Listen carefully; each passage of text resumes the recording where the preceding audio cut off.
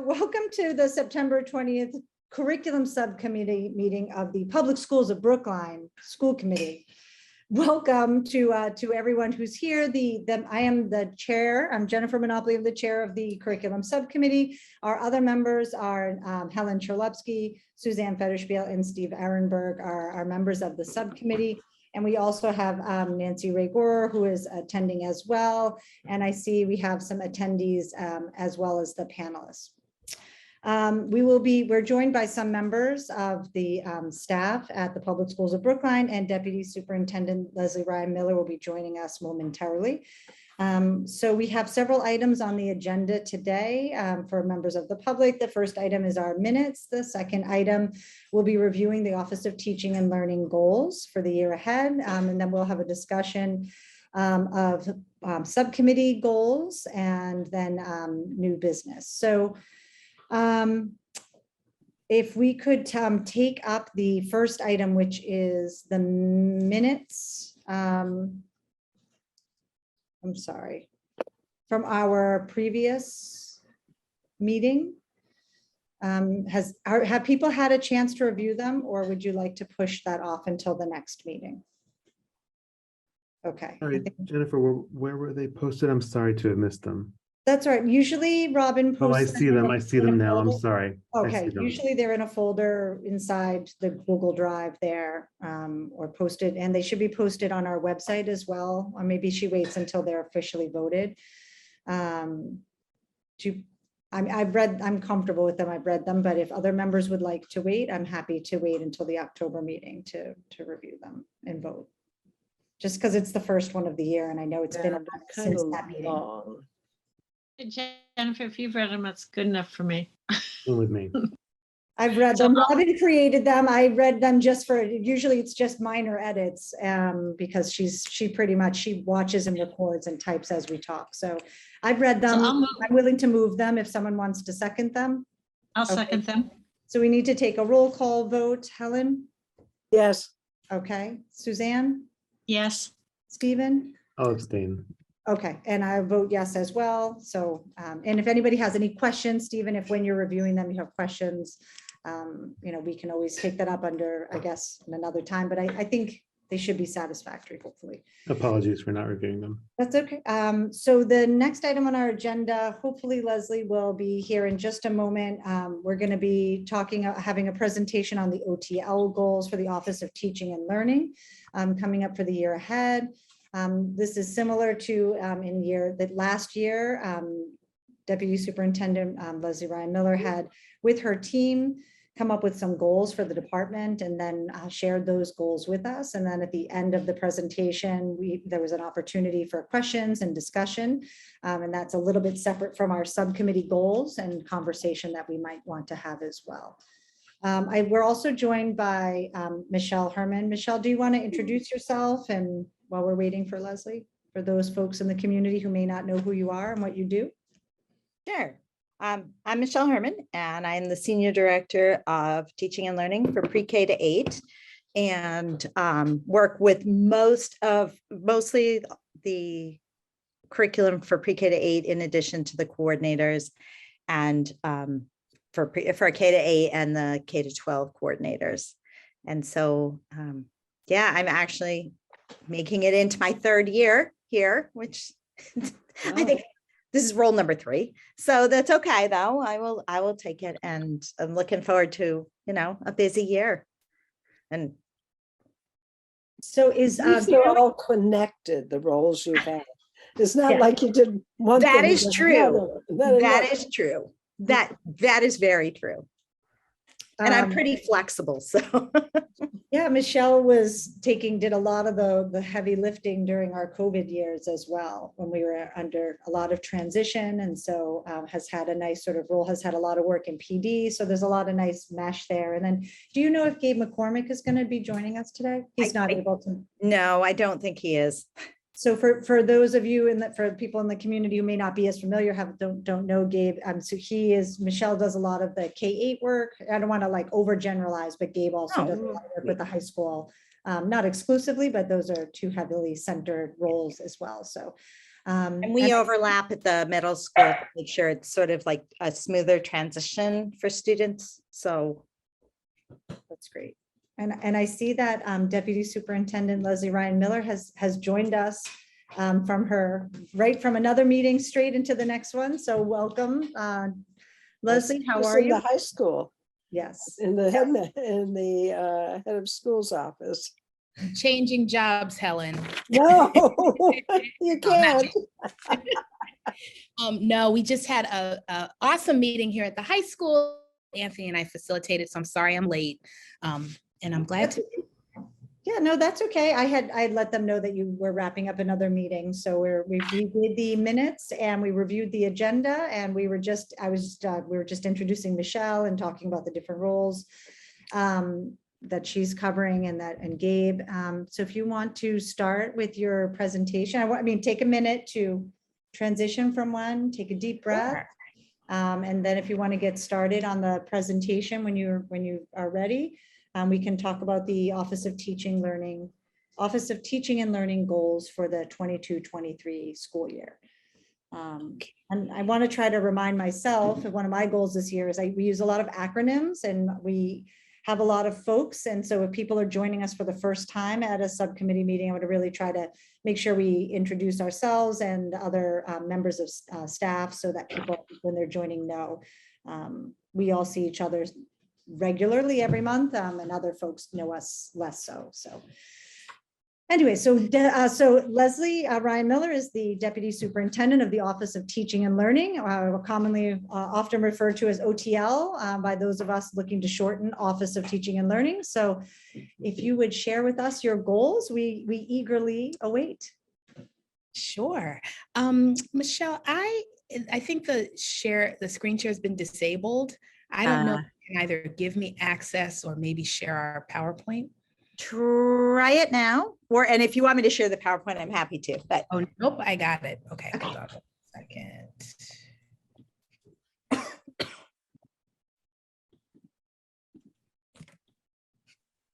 let's see here.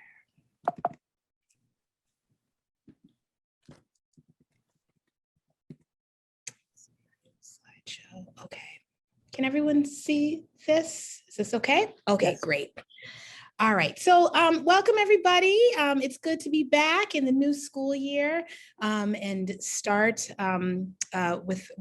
with our first curriculum subcommittee meeting. And so very much how we began the year last year, we are going to talk a little bit just about our org chart, just to update folks on any changes to personnel. We haven't had any changes to the structure, but did want to do that and then move into our goals and then give school committee members opportunity to give us some feedback,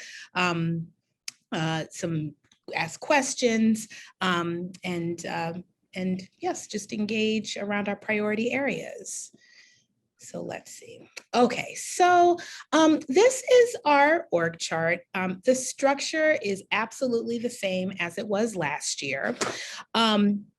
We have had, well, let me back up a little bit. One of the things that, anytime you enter into a change, you never know what unintended consequences there might be. And so last year we made a big shift to the structure of our senior directors and to my role as deputy superintendent. Prior to last year, we had a senior director of K-8 teaching and learning and a senior director of programs. And we made a change to have two senior directors, one of K-8 teaching and learning, which is Michelle Herman, and one of secondary teaching and learning, which is Gabe McCormick, and he's not with us this evening. He's not feeling well. And then in terms of the programs, because many of our programs, there are compliance needs and issues there, not issues, there are needs. And also big budgetary, they have big budgets. And so I really wanted, let me back up, and serve a tremendous amount of students. So coming into the role, I really wanted to have a good understanding of those programs. And so I oversee the programs such as English learners, our METCO program, EdTech and libraries, and also BASE, which is Brookline Adult and Community Education. I think this structure has proved to work out incredibly well. One, from the standpoint of just my understanding of the programs and being able to just have a bird's eye view of the Office of Teaching and Learning, the needs of our students, and then make some budgetary changes and some suggestions as to ways that these programs can support all of our students. It also allows Michelle to really focus on K-8. And then Gabe has been able to focus on some of the programs, which you'll see here, new teacher induction, actually summer program. He and Michelle really share that. That's not actually, we should move that, to be honest. The BEF Innovation Fund and some curriculum reviews, which also Michelle shares, so we probably should update that. But it has really allowed us to have a better understanding of the high school, to be better collaborators with the high school. I just came from a faculty meeting where Anthony and I presented together around reimagining ninth grade. I think it went incredibly well. And one of the things we heard was just about having the presence of the district office there and the Office of Teaching and Learning to support that work so that the high school doesn't feel like they're in that work alone. So I think that I'm really proud of that change. Gabe McCormick has done an amazing job. He's in the high school very often. You know, he supports people from everything from teaching and learning to, he'll see someone that will say, hey, I have a timesheet that, you know, didn't get turned in, and he'll handle that too. So, you know, it's just been, I think, very fruitful. And then just in terms of some of these purple boxes, the purple boxes are where there are some personnel shifts that I just wanted to alert everyone to. One is English Language Arts pre-K to 8. Joanna Lieberman was our curriculum coordinator, is our curriculum coordinator in that area. Hi, Anthony. Anthony just walked into his office. I wanted to acknowledge. Oh, thank you. I would love one. Thank you. She is on leave for the year. And so Kristen Gray, who was our district coach, is really supporting that work. And I have to say, thank you so much. Thank you, Anthony. And I have to say, she's doing a phenomenal job. We met with all of the literacy coaches and literacy specialists today to just prepare for the year and prepare for our M-Class Dyslexia Screener. And the work that she did was absolutely fantastic, even with a late transition in the year. So yeah, hats off to Kristen. And also wishing Joanna well on this year, and we look forward to her return. Leslie, is she on this chart and I'm just not seeing it? I'm sorry? Is she on this chart, Kristen Gray, and I'm just not seeing it? Oh, no, she's not on this chart because she is still in the district coach role, and we're still in conversations with her around whether she will take on the coordinator role as an interim role, or if she will continue the work from the role that she's in, because that is a switch for her from Unit A to Unit B, and we just want to make sure she's aware of what that change means for her. So we're going slow with that, but she has been amazing. But here is that position there, and then by Anthony. Thank you. I'll see you later. Okay, see you later. Great job. Okay, thank you. You did an awesome job. And then another big shift is with the resignation of Dr. Keith Lazama. We're welcoming Malcolm Cawthorn to the METCO director role. We are really glad to have him in the role. We had a very substantial hiring process. And one of the things that really rose to the top for us with Malcolm was that, one, he understands Brookline, he understands children, and he understands METCO. And so those three things together make him an ideal candidate for this position. And I will say already in the short time, first of all, he's all over the place. I go to a school, he's there. I go somewhere else, he's there. I'm like, oh my goodness, he's just all over, getting to know folks, getting to know students, staff, faculty. So we're really happy to have him on board. He's being very, very thoughtful about the work. So those are just some of our structure changes. And before I move into goals, just want to see if there are any questions. And I can stop sharing. If there are questions, I'll stop sharing. If not, I'll keep So moving. I have one quick Lynn, then one. Suzanne. Okay. Who goes first? Go ahead, Helen. I saw your hand and then I saw Suzanne with her emoji. Okay, I hand. didn't do the right thing. I'm sorry, I didn't pick up my hand. It's okay. It's all right. In the org chart, I'm sorry you took it down. I can put it there's a- back. There's a dotted line to BHS curriculum coordinators or the Yes. yeah, Yep. coordinators and department heads. Does he supervise them? So Or that's a fantastic question, Helen. So last year, he did not supervise nor evaluate coordinators or department heads. This year, for the first time, he is evaluating them through our observation and feedback process. But I wouldn't necessarily say he supervises them.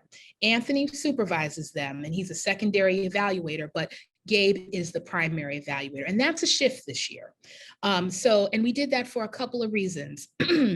One, we thought it made a lot of sense for one person to evaluate all the coordinators, just for a sense of consistency across the work that they're doing. Certainly, there are differences in their content areas, but there are also some through lines that we want to see happen across all our departments. And so Gabe really had the capacity and really wanted to do that work. And we were also trying to relieve Anthony, quite frankly. Anthony has a tremendous evaluation caseload. And so this was a place where he felt comfortable delegating to Gabe. He and Gabe, they work very closely together. And so, yes, and we didn't make it a solid line because he doesn't supervise them, but yes, he does evaluate them. that makes sense. One other question, the athletic director, who supervises and evaluates him? Yep, so that's a great question. I believe it's Anthony. It's either Anthony, it could be Hal, but I know that Kyle is evaluated in-house Okay. at the high school. Okay, that's what I assumed, but, okay, thank you. No problem. Suzanne? Well, yes, so Helen and I are on the same wavelength. That was really kind of my question. Good job, Helen. So can I just take it over to Michelle? Does Michelle then evaluate the coordinators for her group? And then how does she get input, or how is that done with the principals? I'm just curious how that works. Yep. Do you want me to take this, Michelle, or do you want to jump in? I can take it. And Yeah. then just jump in. Sure. Yeah. Michelle evaluates and supervises all of the K-8 coordinators. Principals do not evaluate nor supervise the coordinators. And quite frankly, our real focus with the principals and the coordinators is greater collaboration. And so that is actually, we had our first principal meeting last Wednesday, and it felt really good to have the principals and coordinators in the room together. We were really focusing on the evaluation caseloads where they were kind of making swaps and changes. And some of the feedback we had from that meeting was that it was good to have everyone in the room together, just to kind of troubleshoot, problem solve, but then just to work collaboratively, because I will say that last year, we just didn't have a lot of opportunity for that. I think that a lot of the things we were addressing with coordinators and principals were really specific to their roles. So principals really had like COVID on the brain, and they were really talking about health and safety and operations, while the coordinators were really thinking about learning loss. And so in that moment, there wasn't a lot of collaboration, but this year we've already started out with closer collaboration between the groups. And then I am Linus, not that this is an OTL, but Dr. Guillory evaluates the principals, and he is the primary evaluator, and I am their secondary evaluator starting this year. Okay, great, thank you. I take it that Michelle and Gabe are non-aligned, correct? Is that? Yeah. Yeah. And the others are all in Unit B, the curriculum coordinators. Got it. Okay, I was just trying to get a feel for that. Thank you. Yes. Okay, any other questions here? And I'll just say, here are the departments, but also there's a really large body of work that we're also taking on, such as professional learning for all of our educators. We have a vice principal meeting tomorrow with our vice principals. You'll hear more about work on the educator evaluation system, the middle school review, child study teams, homeschool applications, and I'm sure there are things here that we left off. So, all right, I'm going to move on. All right, so we want to talk about our goals. And so I'm going to turn this first one over to Michelle, but I did just want to share a little bit about how we structured today's presentation. One, you will notice that many of the goals are the same as they were last year.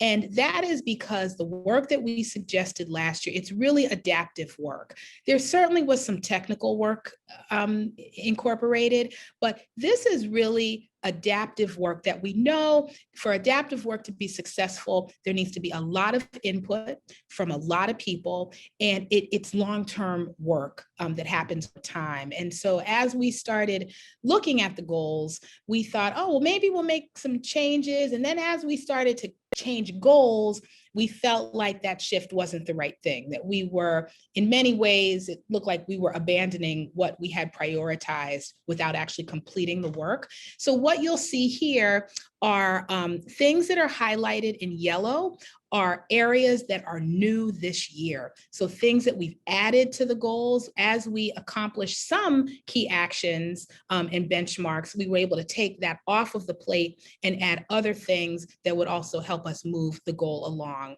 So for instance, one of the things I just want to point out is last year, our goal to identify implement and support pre-K to 9 essential curriculum and learning standards. Last year, it was pre-K to 8. And so now, especially as we have begun collaborating more with the high school and thinking about the 8th to 9th grade transition and reimagining 9th grade, we're also including 9th grade in that focus.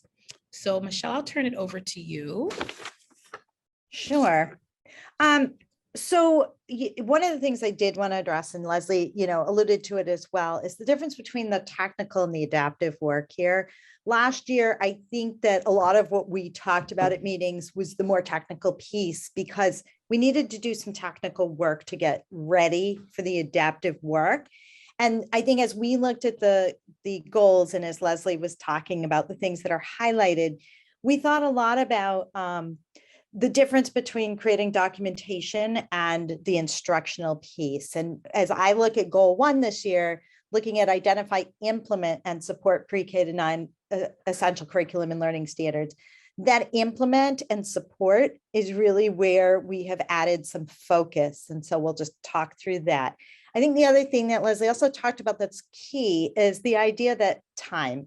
And so frequently in education, people try to make a change and they do it quickly and it falls flat. And we know it takes, in order to really reach these goals, it takes multiple years. And so I agree that when Leslie said to us, we need to slow down and not change everything because we need to stick with some things and not constantly change them. So a couple of things, difference between what happened last year and where we're moving. So one of the things that's not on here that was a big outcome for last year was creating new overviews on the website. And so as a group, we realized that what we were expressing to families about instruction wasn't what was represented on the website.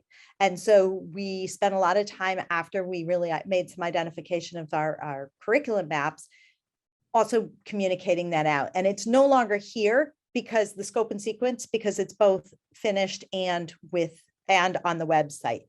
But we want to constantly continue to refine our curriculum and make sure that we're meeting the needs of our students. And one of the ways that we have found is a key lever is our teacher input. And so last year we began, and we had some teacher feedback sessions. They weren't as well attended as we wanted to, but Leslie and I are out and back at it again. We did some feedback this morning with our literacy team, and then Thursday we're having a feedback session with some teachers, and we have a lot more interest. And so I think the hope is to keep bringing teacher voice into all of this work. A couple of the other things, we talked about creating and identifying a uniform platform. So we are still working on that.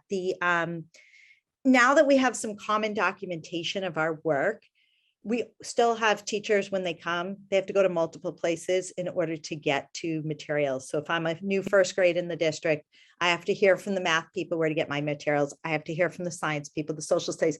I don't go to one place. And so I think that's an important thing for us to be able to have, because it really, it takes away a lot of technical work from teachers and gives them more space to put it in other things. A couple of other things that come with that. So, and then I'll get to the yellow ones. So embedding project-based learning. So that is still in our purview. We are still trying to get there. What we are working on now is the introduction of how do we look cross-curricularly and integrate curriculum with each other as it from a team aspect. And that we had our first meeting last week with the coordinators. And one of the things we started to talk about are where are some areas that we have some commonalities and how do we pull those together? So that conversation is going to be ongoing. And then the final thing is once we land there, so revising the progress reports and report cards, that's a future thing, but we want to keep it in the forefront so that as we restructure our curriculum or update our curriculum or learn things from our different studies that we have going on, because we have a social studies study, we have the middle school study, which you'll hear more about, those things will inform how we report to families. So now I just want to talk for a few minutes about the new things and then pass it back to Leslie. So the professional development. So a lot of our professional development in the past several years has been about how to use things. So definitely during COVID, how to leverage the learning management systems, so that students had access to work. And then in the past couple of years, we've had new math programs. We've had, we now have a new screener in ELA. We've had some new science units. And as these things have been very technical, what we want to do is really start to focus on common instructional practices. So moving those professional learning experiences to the practices that will meet the needs of the students. The next thing, and Leslie also started to talk about this, and sounds like she came from a successful meeting, which is good, is having the ninth grade do some research and reading and reflection on how to provide access to students, to more students to all different areas of the academic content. And so giving them the opportunity to say, what does research say?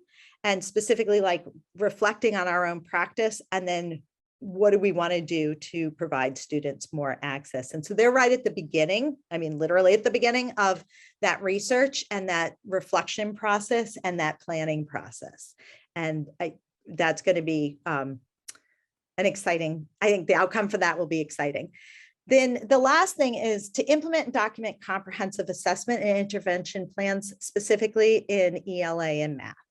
So I know we've had a lot of conversations with this group about ELA and math and assessments and how do we identify students for interventions and how do we define them.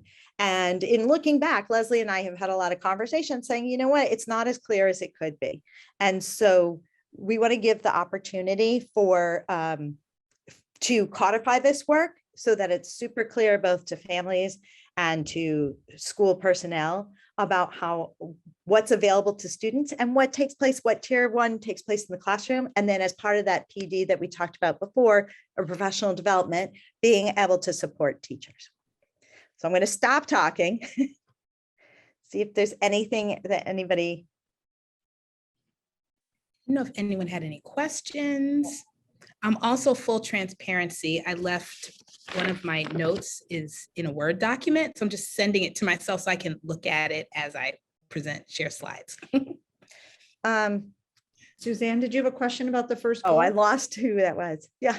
I did. Thank you, Jennifer. I wonder if you could say a little more about professional development. I feel like, and I could be wrong, but I feel like we've gone in and out of our commitment to professional development, not this group specifically. This is before your time and Leslie took time.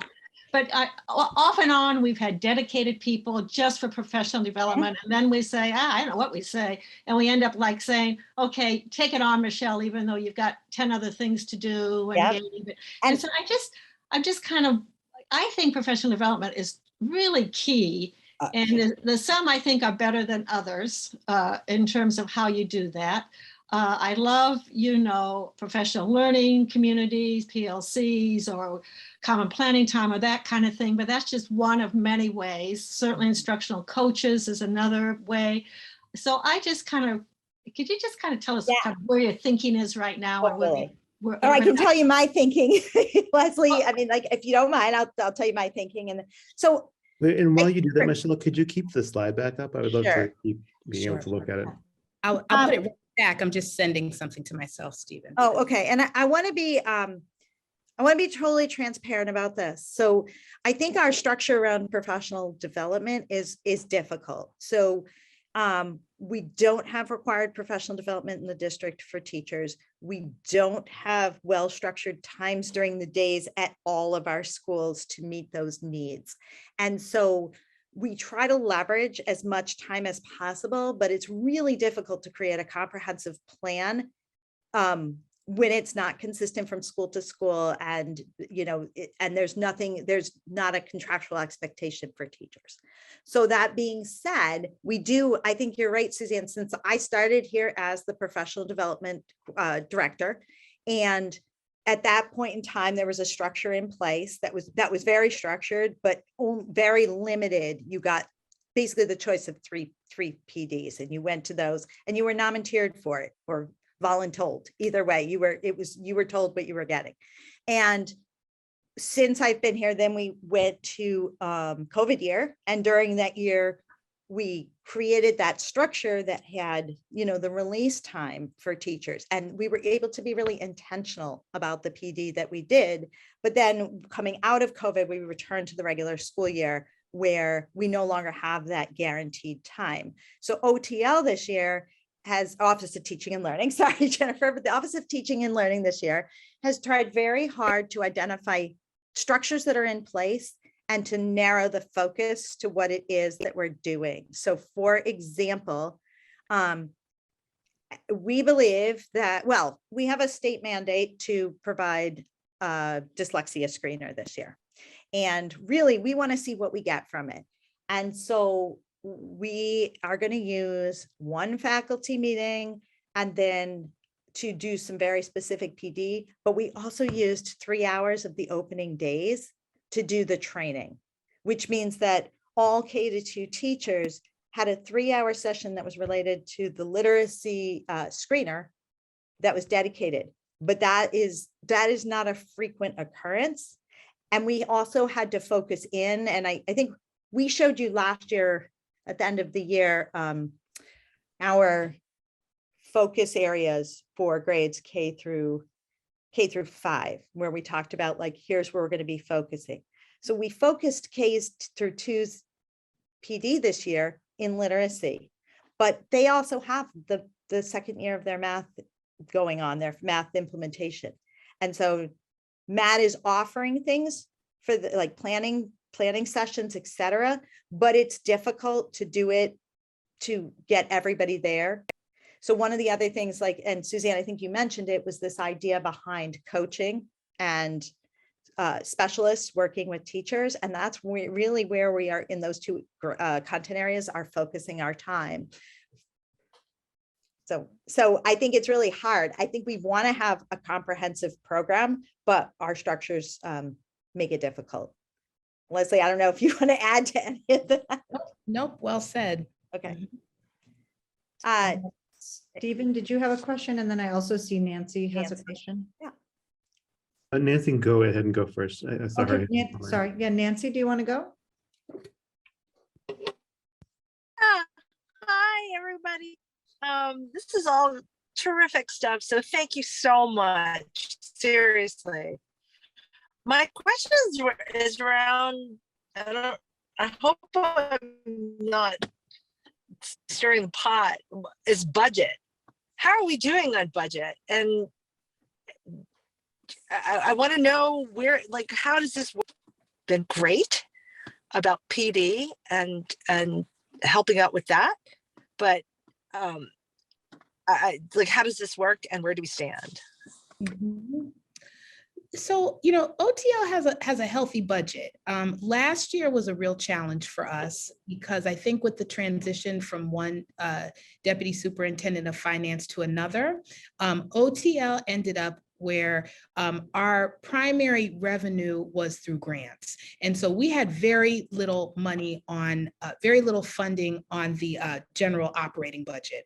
And so, money is money, but the reporting requirements for federal grants are a beast. And so when you have millions of dollars that you're using to fund a department and they're on ESSER, ESSER 2, ESSER 3, Title I, Title II, Title III, Title IV, the reporting is really tricky because one thing is that you make a plan in the beginning, and then as we know, sometimes those plans shift. And when you're on the general fund, you just make your shifts and you keep it moving. But when you are on a grant, you need to do an amendment. There's a lot of documentation that goes into that. I want to shout out Kelly Durgan, who works, and Michelle McComiskey, who are in the Office of Teaching and Learning. They do a phenomenal job keeping our budget together, and they're no joke. And so they were really helpful last year, continue to be helpful this year. So I think last year we were well-funded. This year we're well-funded. The difference is that we're not solely funded on grants. And so we have a little bit more flexibility because much of our funding is on the operating budget. Is that helpful? Yeah. And I guess is a combination of that paying for all of this and whatever we're planning? Is that it? Yeah, that's another great. Yep, that's another great question, Nancy. So some things we fund on the title grants. So the title grants are very specific. And so depending on where the funding is needed, for instance, our Title I schools are Lincoln, FRR, and the high school. And so with Title I, if there are particular things that those schools need, we'll use Title I for that. Title II really funds professional development. And so our mentoring work, we fund out of Title II. I was going to say something and then just lost my train of thought. Oh, okay. So we look at what the different title grants are required to support. And then we look at the budget and try to allocate as much as we can to the title grants. And then we have the general fund, where OTL, as the department, we have funds, but also the curriculum coordinators have funds. So there is a budget for literacy, math, social studies, world language, performing arts, you name it. They also have their own budget, which is kind of a subset of OTL. So that's how the funding is dispersed. Or professional development. Well, They each. Yes, we all, so for instance, let's say, let me give an example. Well, I don't know if this is the best example, but okay, today we were talking to the high school about reimagining ninth grade and what supports they're needing to provide access to more students. And one of the things we know is better supports for differentiated instruction. So that funding would come from the Office of Teaching and Learning budget. However, when we're paying for like M-class training, that's going to come from the K-8 ELA budget. Or if Matt Rosenthal is doing investigations professional development, that will come from the math K-8 budget. So that gives a general sense of how it works. Am I answering your question, Nancy? I'm not sure I am. And I'm so grateful to everyone who can keep track of this. And so I'm grateful that the coffers are stocked. So that makes me feel really, really good. And two, I'm really, really, really grateful that there are people who are good at keeping track of this. And so to all of you, if you're not here, please give them a huge shout out and say thank you from the school committee, because that's amazing. Thank you, Nancy. And it is definitely a team effort. There are a lot of times we go into a conference room and it's like our war room, and we've got boards up and colored markers and trying to figure out what goes where and what's been allocated. So it's a team effort. Yeah, pretty much. Yes. and I think one thing to add to this, and I know, Stephen, you had your hand, our PD idea and need runs probably through every one of these slides today. And so, you know, when you also were asking about funding, like we leverage METCO as funding as well as our title grants, and they all come into this. And then we're leveraging some IDEA money for the Dyslexia Screener to support our disproportionality finding from before. So I think it's like not specific only to this slide, but through everything that we're going to go through today. Yeah. Great. Okay. Stephen? I've got Jennifer, I know we'll take forever if we have a lot of more questions. So just a quick question and then medium level comment. Quick question, Michelle, is when you're creating this goal slide, were you mostly carrying stuff forward from last year, or were you throwing some stuff away and moving some new stuff in? Was it's it mostly both. like taking stuff forward from like a multi-year planning mindset, or was it the kind of a reevaluation?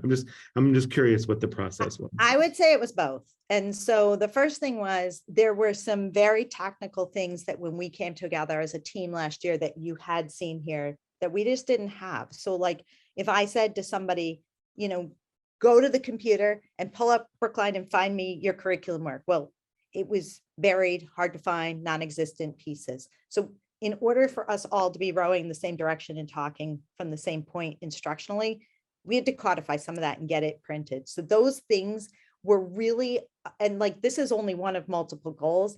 That was really like the technical stuff that we had to spend some time on so that we can have our conversations now about the more comprehensive and adaptive work of, for instance, even things like, it was almost impossible last year before we got to it to be able to talk as different team members about where we could integrate curriculum, because everybody had it all, had everything was going in different directions. And I'm not saying that we didn't have it, but it wasn't clear. So we started there, but with the idea that we knew that we had to get back into an adaptive professional development mode. We knew that we had to start having we had to continue conversations about, as students leave 8th grade and go to 9th, what are the opportunities available for them, and are they available for everybody? And we already had these things in our sights, and in addition to our intervention plan, because our intervention plan, if it's unclear, anybody could be, it's very easy to give kids away and say they need intervention. If it's super clear, then we can also focus on tier 1 instruction, which is like the main job of Office of Teaching and Learning. And so one of the things that we felt like was, we knew all this has to happen, and we knew that we couldn't do it all in 1 year. So I think last year when we looked at this, we took bite-sized pieces and said, all right, year 1, we're a new team. What are the things we can accomplish? And then this year we took some of that off so that we can move more towards where the instructional shifts. And as I read this and hear your question, this slide doesn't stand alone. So when we're thinking about that, like our middle school review work plays right into this, because that is going to impact instruction and getting to all students. It's going to identify areas where we have strengths, and it's going to identify areas where we have challenges, and all of them are done with a lens of equity of opportunities for students. And Okay, so this is the only slide I'm going to have a comment on. So first, I just have to say, Leslie already knows what I'm going to say. I just want to say I'm really glad to be on the subcommittee again. I'm really glad that Jennifer is running it with her usual inclusive style, and I'm glad to be working with the OTL team, which I think is really, really excellent and really smart. I think you all know my opinion about the urgency of reviewing our literacy curriculum and content. I just want to restate it briefly here, because this is our prioritization exercise. We all know that our district uses a lot of F&P and Calkins content and curriculum to teach literacy still. And we all remember that last year Ed Reports called Calkins a failure. And in the last year, criticism of Calkins went mainstream. And the Times published an article noting that Calkins rose to prominence by discouraging children from sounding out words, although she doesn't only do that. And they criticize units of study, which our district uses. The New Yorker called her curriculum vibes-based. Today, I talked with a prominent literacy education advocate who told me just in the past year alone, the number of superintendents that contacted her with questions about Calkins and F&P have increased about 20-fold for her. And they're asking her how to divest from Calkins, and what would that mean? What does it look like? How do you audit that? how do you assess to what extent those concepts are being used in the classroom, and with what do you replace it? And these are smart people who know that it's not just about phonics. It's much more, it's much deeper than that. And I'm saying this, I hope I can come across as not just a school committee member with an opinion about good practices in literacy education, but someone who's concerned about an equity issue, because I see literacy as foundational and something that when we get it wrong, we create and we broaden an education divide. And sometimes those divides never close. So I just want to urge us on this slide, and I won't talk at length on any other slide, I promise, Jennifer. Okay. I urge us to make this, at least to consider this as a standalone activity, specifically a review of our curriculum. And I'm not urging on a deadline or any specific milestone. I leave all of that to OTL and their expertise. But I think that it, at the very least, should have the same priority status as project-based learning under this goal. I appreciate you saying that. And I also, yeah. And I think the thing is like, I hear you and I appreciate it. And I think that it's, it's an absolute discussion to be having in general about literacy, because it's in the news, it's on there. And I think I don't want to speak for Leslie, but I know Leslie and I have had multiple conversations about this. And I guess I hear you wanting it as standalone. I actually didn't think the idea of reviewing and thinking about what we're doing is actually missing. It may just not be as evident to you. And that's just where I see that, because as part of our questions and feedback with teachers, we're starting to get at those conversations, and we now are going to have another data source that's going to support our ability to reflect on how our tier one is meeting the students' needs. And I guess that's why I kept saying tier one, and being able to support that. And, some these feedback sessions are about that, and it's about us visiting classrooms. And so I think before we can sort of jump to making the commitment, like we're going to pull Calkins or anything, because I don't see that that's where we want to start. We need to start by saying what's going on in our classrooms. I agree. And take stock. And so we've started to do that. We started to do it with a couple of content areas, and we're starting to do it with teachers. And when I say we have a feedback session this week, we're asking the hard questions. And then we'll go and look at the classrooms and be able to see, because what we want is what's best for our students. I'm not thinking about like a name of a program. So I appreciate what you said, and I'm not, I guess project-based learning was coming so often and frequently from school committee that we held onto it. And I actually said to Leslie before, I'm like, I'm not sure we're there. Like, that's not, but we wanted to leave it because we still think it's important, and you already saw it last year. Leslie, I don't know if you want to.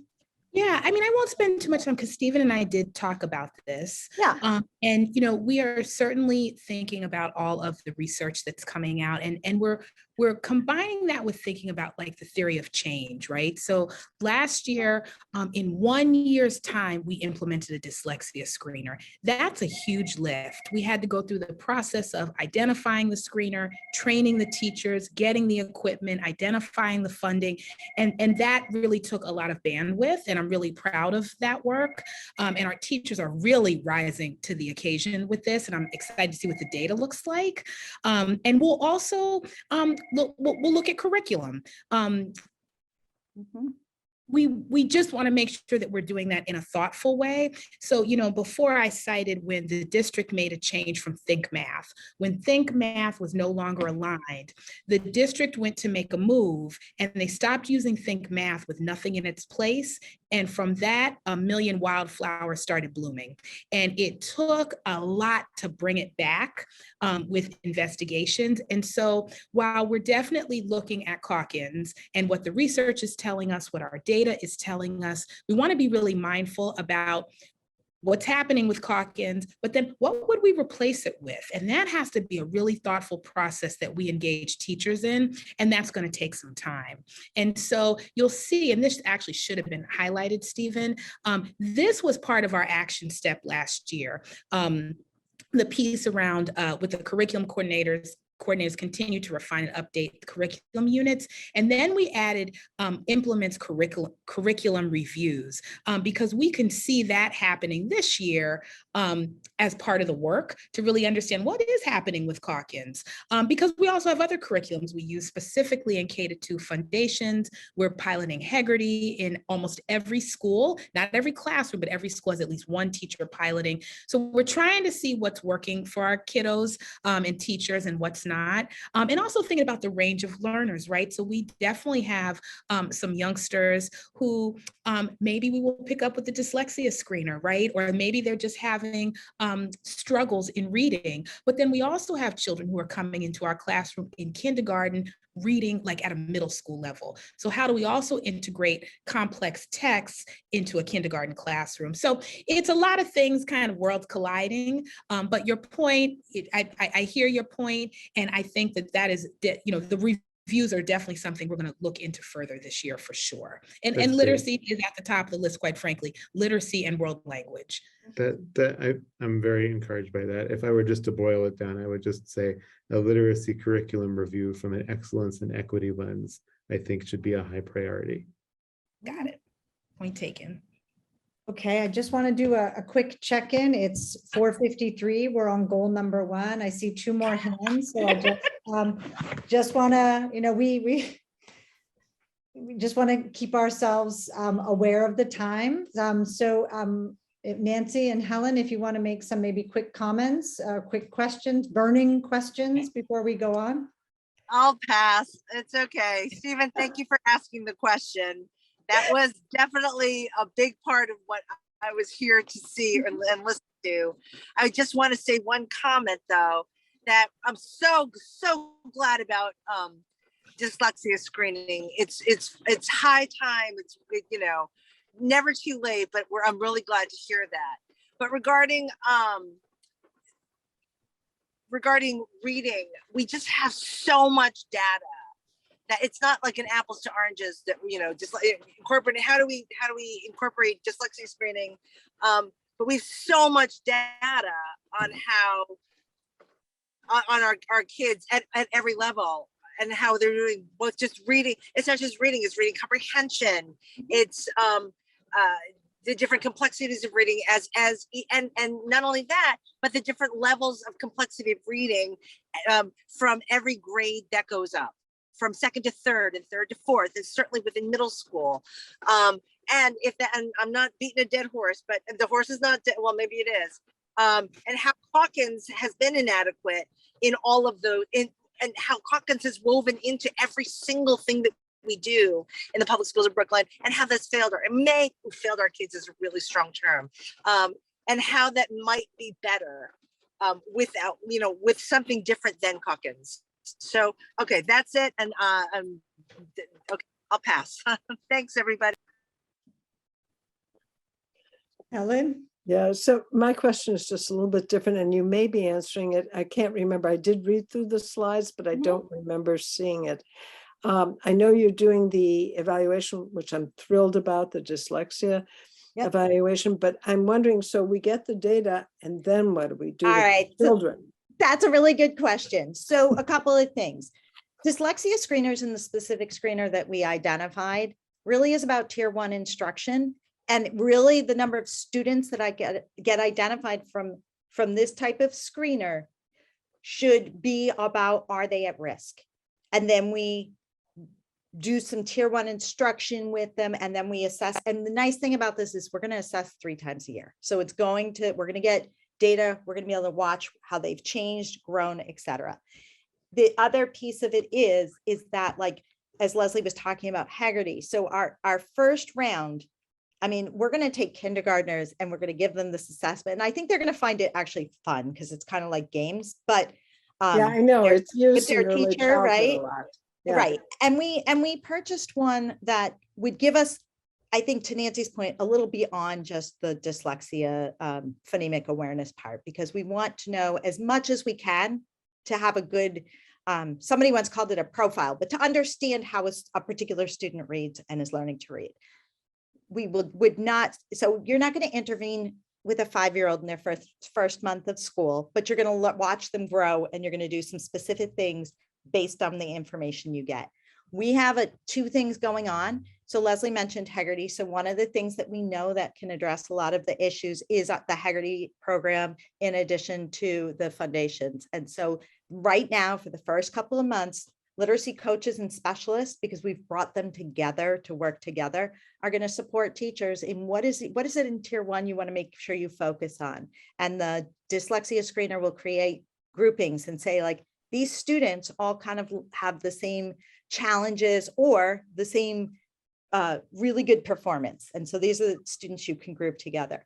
We also have a dyslexia team, a working team that includes teachers and special educators and people who just have interest. I mean, like, we have like the gamut of teachers, and mostly K-1-2 and the teachers and literacy specialists who we're bringing together so we can identify what are we learning from this data, and what are things, and Leslie will talk about CST, like what are things that actually need intervention? What are things that, and this goes to sort of Stephen's point, if we have certain type of instruction in the classroom, will be mitigated there. And then what are the next steps, and what would be the steps that would take a student to a special ed evaluation? Because really, in terms of the dyslexia screener, we should be catching a very small percentage of students that actually have dyslexia, but it's about working with the students who are at risk. Right. That's a really long answer. No, that's very helpful. And I'm hoping that we are asking whether the parents have dyslexia. Huh?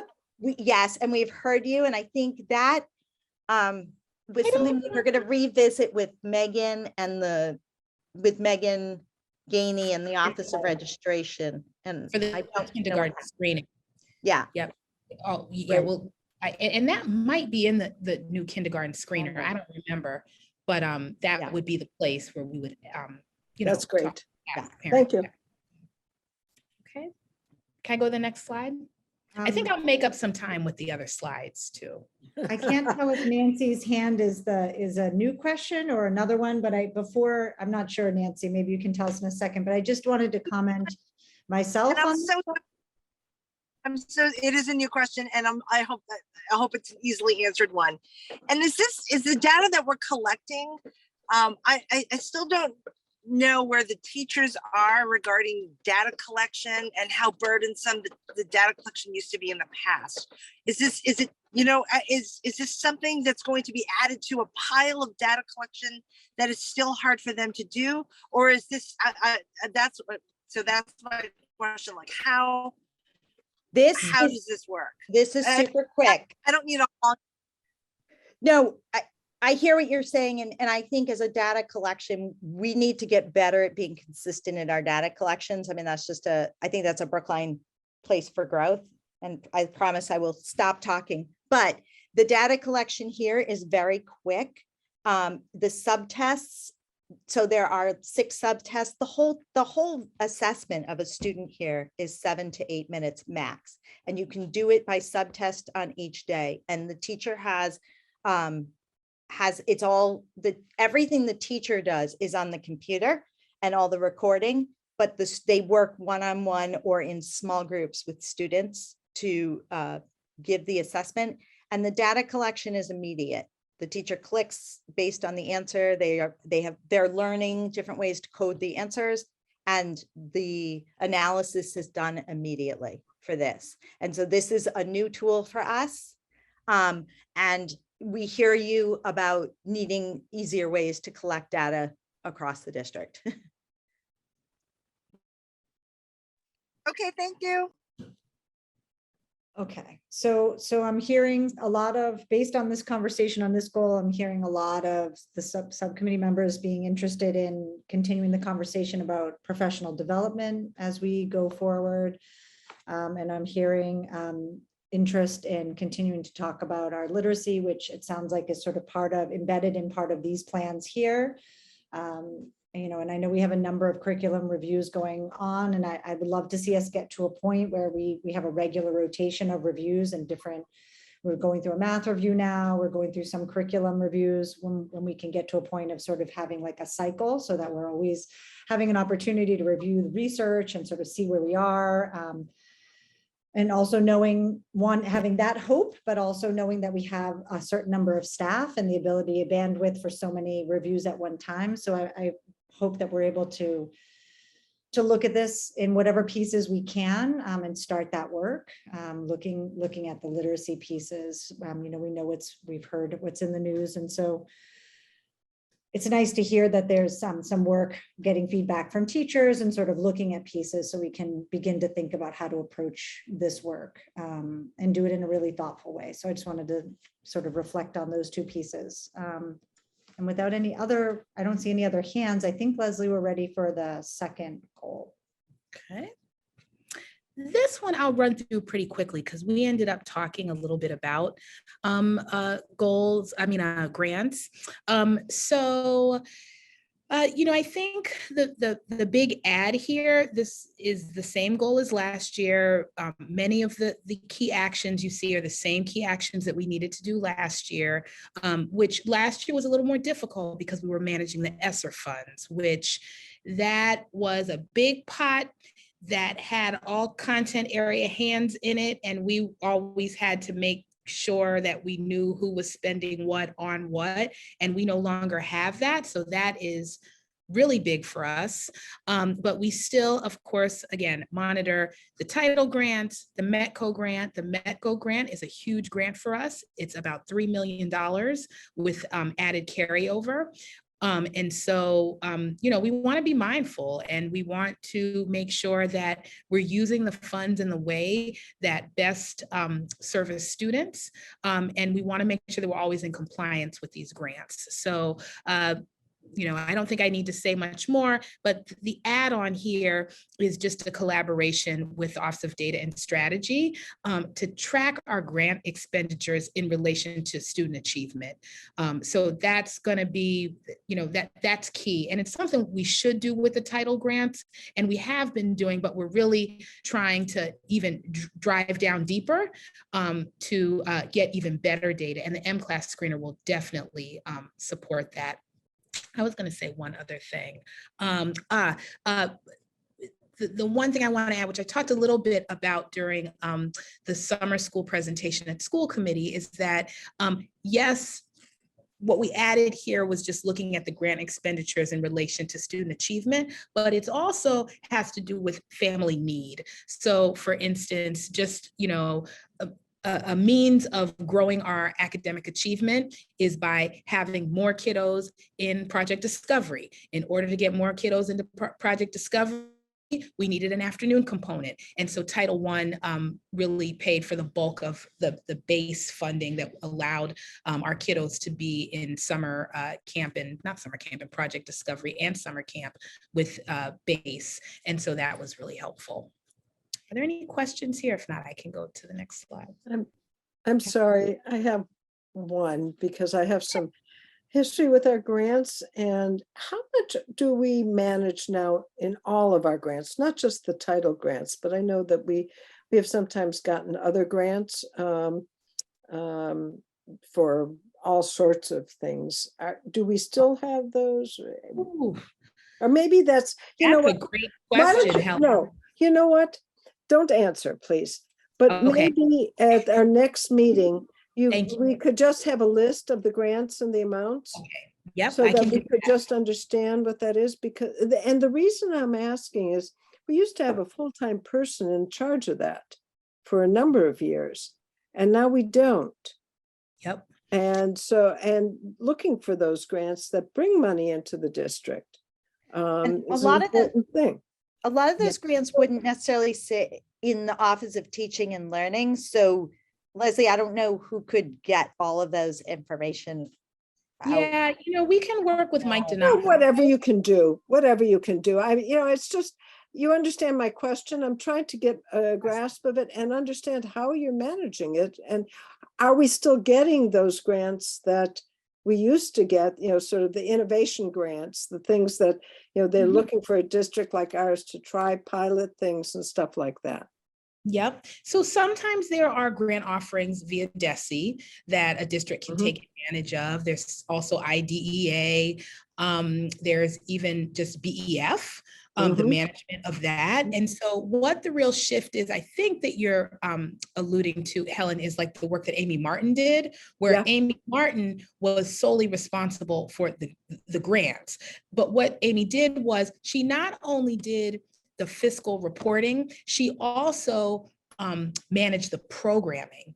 What we've done is we made a shift. As an OTL team, Gabe, Michelle, and I managed the programming, and then Kelly Durgan actually got an upgrade to her position, which is a BISA position, and she does the technical aspects of the grants. So we'll sit down with her at the conference table and she'll say, okay, funding was spent on this. Is this, what was it spent on? Okay, that's different from what we wrote in the initial proposal. You need an amendment.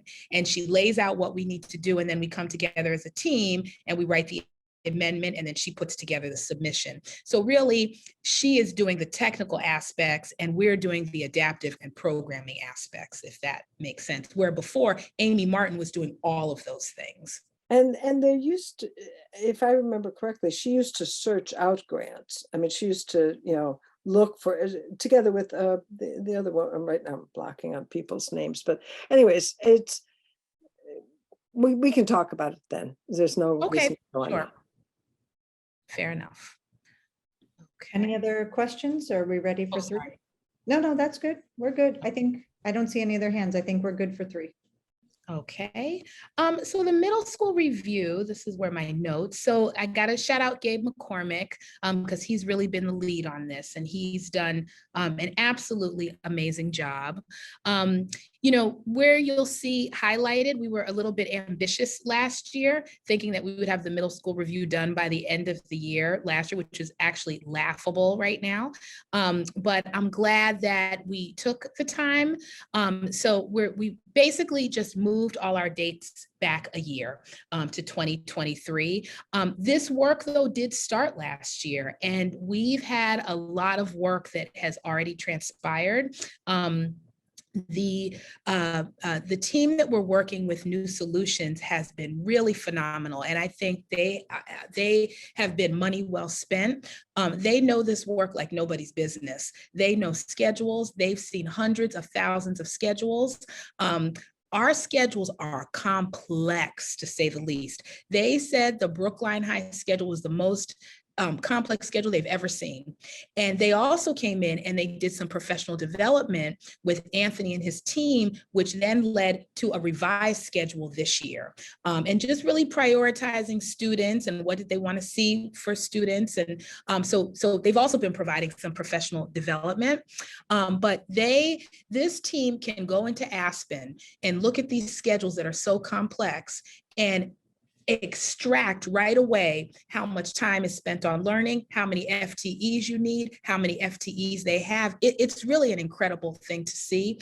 And so they've started the work. They've only gotten to about 1/6 of the work, right? They've got a ton more work to do. But they did report out to principals at the principal meeting this summer. And we had a lot of good discussions. This is why I wanted my notes. They were able to talk about what they've already seen in terms of middle school schedules. They wanted to get confirmation from the principals to make sure that what they saw was actually accurate. And then some of the discussion questions that we talked about were, you know, considering the data about middle school schedules and programming just shared, where should there be more consistency across the middle schools to ensure a more equitable student experience? In what ways should the middle schools continue to be different? And that was a great discussion for the principals to enter into. And that their findings were based on the data that they saw in Aspen, as well as they interviewed, I want to get the number right. They met with 21 district and school leaders by June of 2022. So that was really kind of the first installment of the work. Now, what Gabe is doing is he has set up about 40 different focus groups. And that's going to include school-based educators, more central office staff, students, recent middle school graduates, parents and families, and community partners. And so those will be in Dr. Guillory's update in the next couple of weeks, and we'll get people to sign up, but that's going to be a huge part of this work. And I just want to say, this is not a middle school redesign. Like I've heard somebody call it that, and that's not what it is.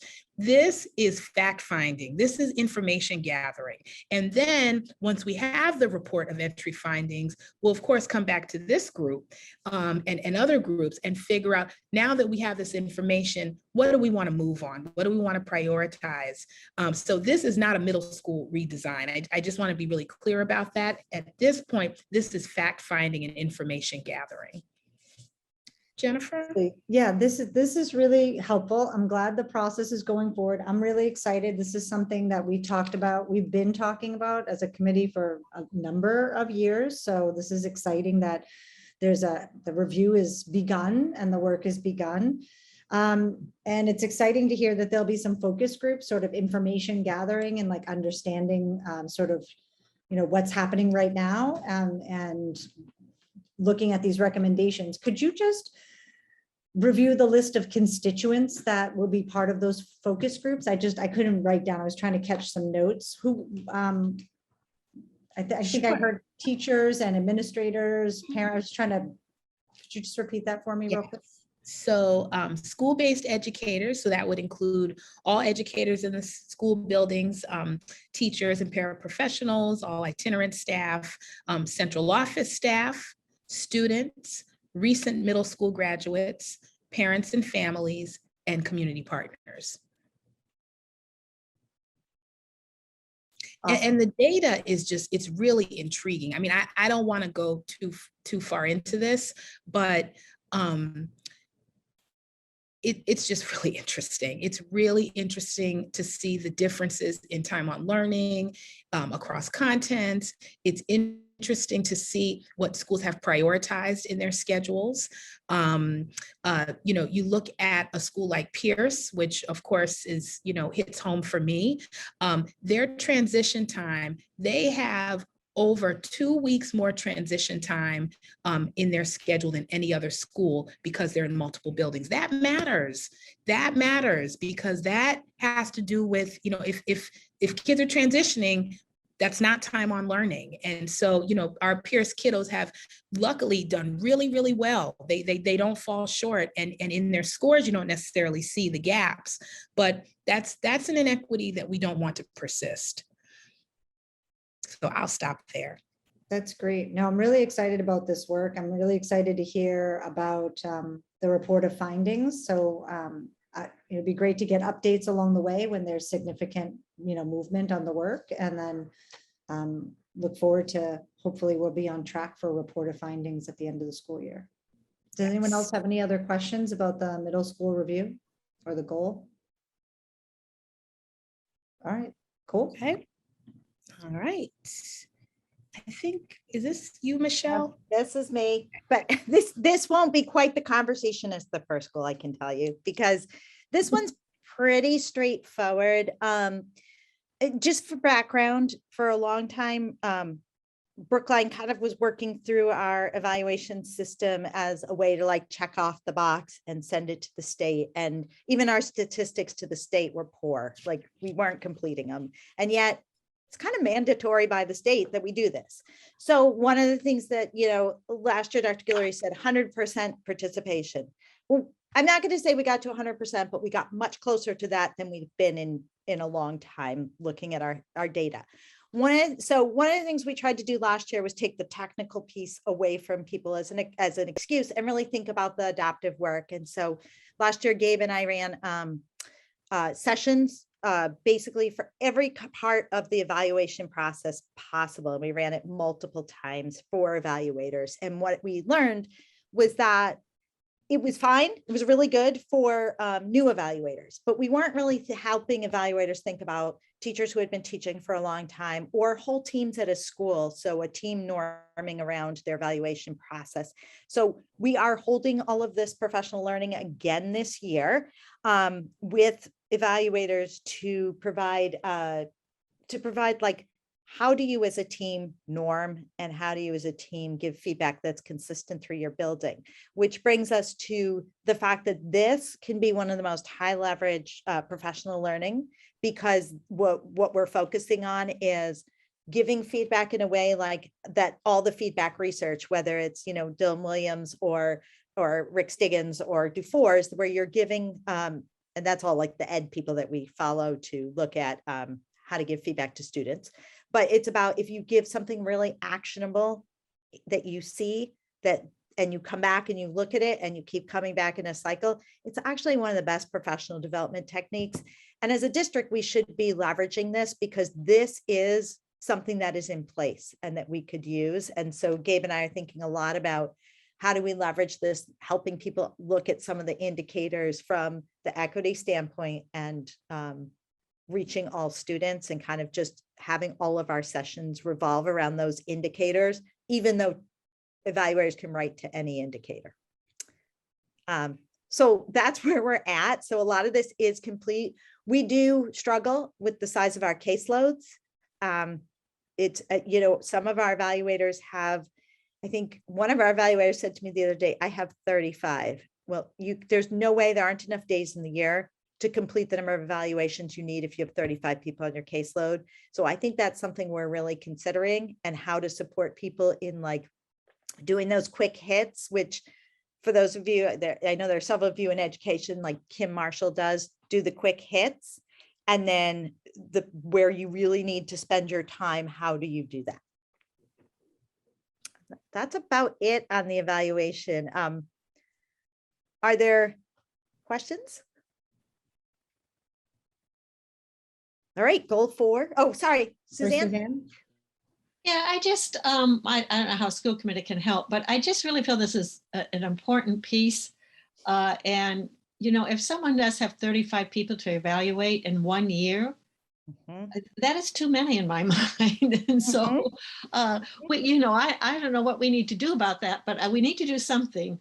Because, you know, in order for it to be meaningful, it's not just a one-shot deal. It's an ongoing relationship. It's a give and take. It's many meetings. It's many observations. It's many conversations. And you just can't do it with 35 people. And so exactly. I'm all for thinking about this some more, and how can school committee help? I think we'd welcome the I'm going to say from my standpoint, we'd welcome the conversation on problem solving around this. You know, some of it is about having people who have more experience. You know, like you can do what's expected in the, we have an MOU for it, do what's expected of the MOU, but you can't possibly spend the time to make this impactful with the number of evaluations that people have on their caseload. So it would be great to have that conversation. I could have it myself. Yeah. I mean, maybe even the BEF can help us, you know, in terms of what would be a possible funded something, pilot something, I don't know, but I would love to continue this conversation. I think it's really important for everybody's professional development and growth. Yeah, and it could be really good to be, we could so leverage this as professional learning without it being the negative word of evaluation. And really this is one of the things that's proven to move the needle if done well.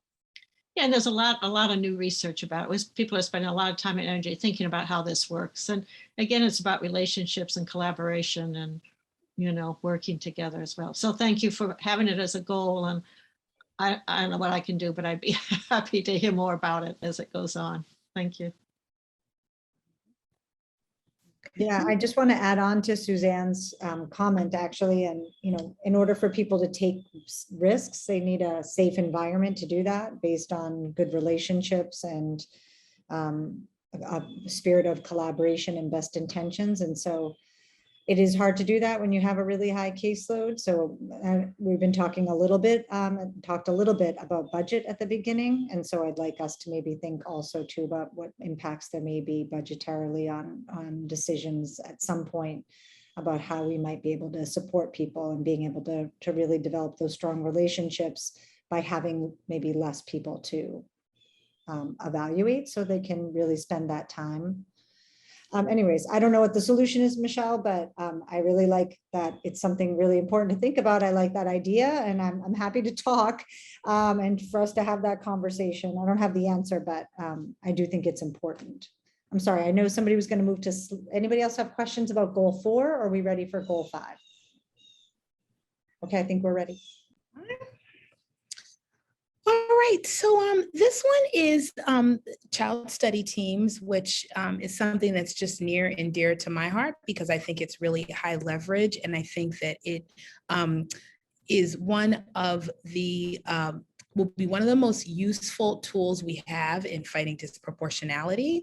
And so again, we had this goal last year, and we did talk about number 3, which is what we added that's new.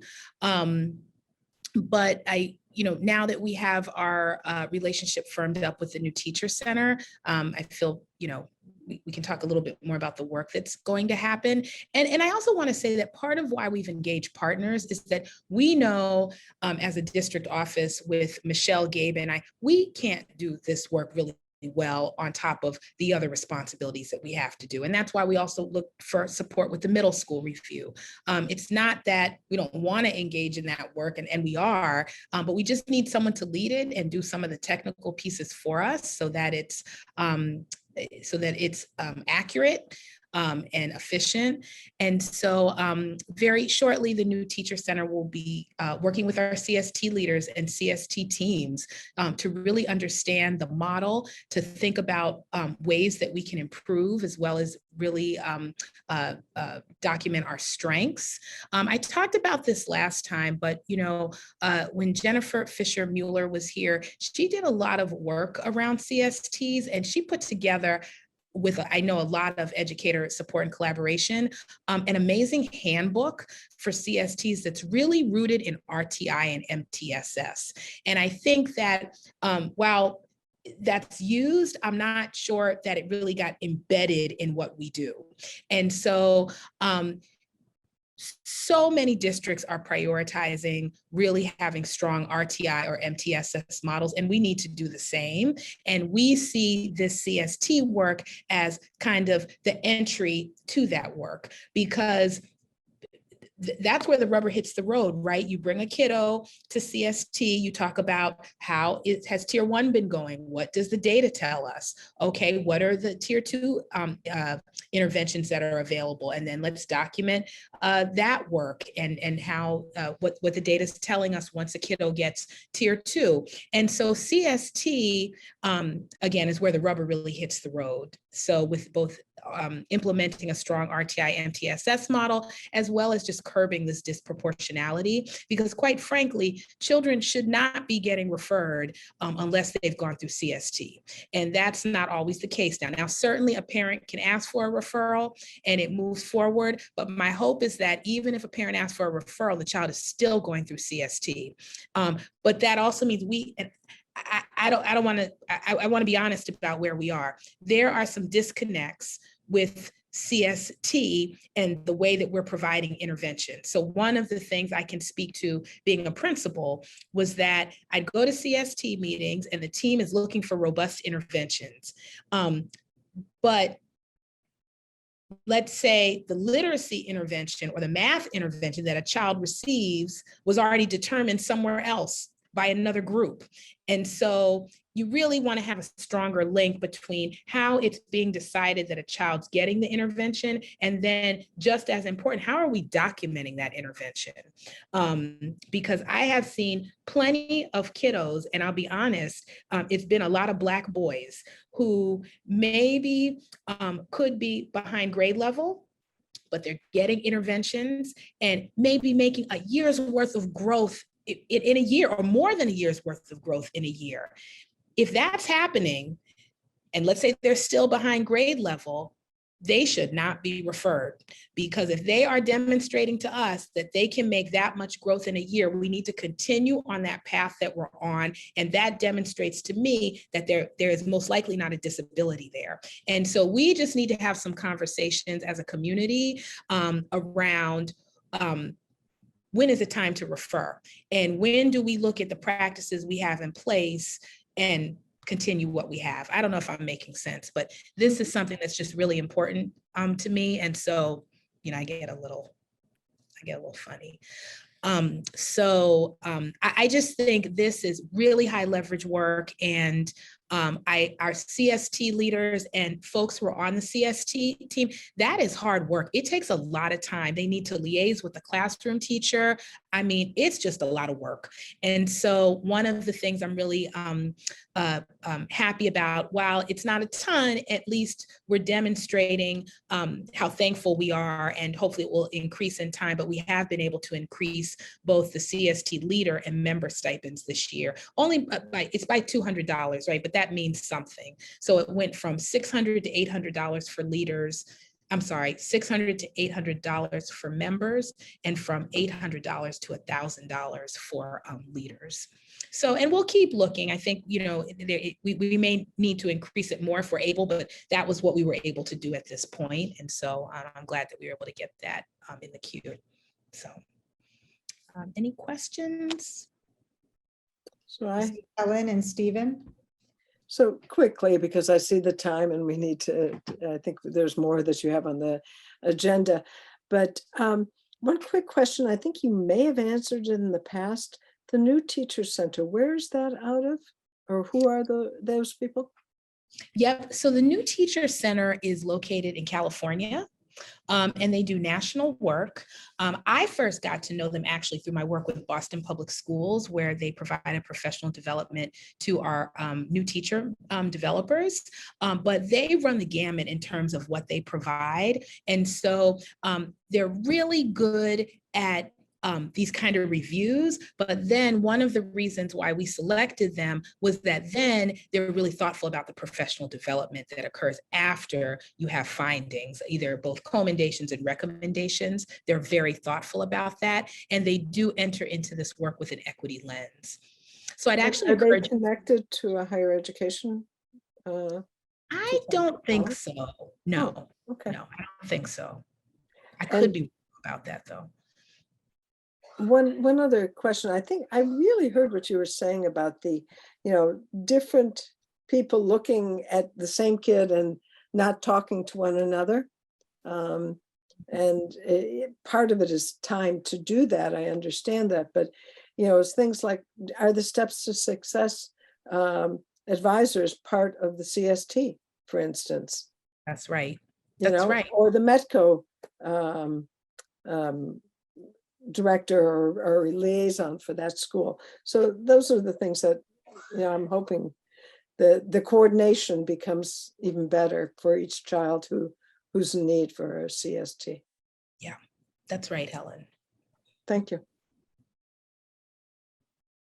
Stephen, did you still have a question, or did you? Helen asked my question, so I'll just say this is awesome. I feel like there's so much talk this last year about how are we going to leverage the CSTs? CSTs seem so promising, etc. So it's really exciting to see this concrete way of doing exactly that.